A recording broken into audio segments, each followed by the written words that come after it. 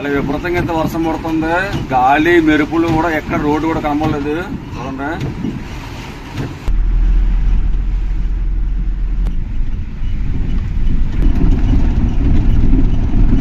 Road మీద water చూసారుగా. రోడ్లు అయితే ఎక్కడ వెళ్ళే అవకాశం, మొత్తం రోడ్డు మునిగిపోయింది. ఇక్కడ ఖమ్మం దగ్గర మన బండి కూడా వెళ్ళే పరిస్థితులు లేదు. ఇక్కడ చూడవచ్చు ఖమ్మం ఊర్లోని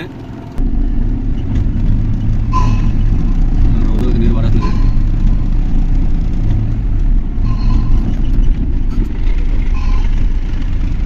చీకట్లో వచ్చి ఇక్కడ చిక్కుపోవడం జరిగింది. ఎటు ఎలా పరిస్థితి అర్థం లేదు. ప్రస్తుతం అయితే ఇక్కడ ఖమ్మంలో పరిస్థితి ఎలా ఉంది మరి దారుణంగానా.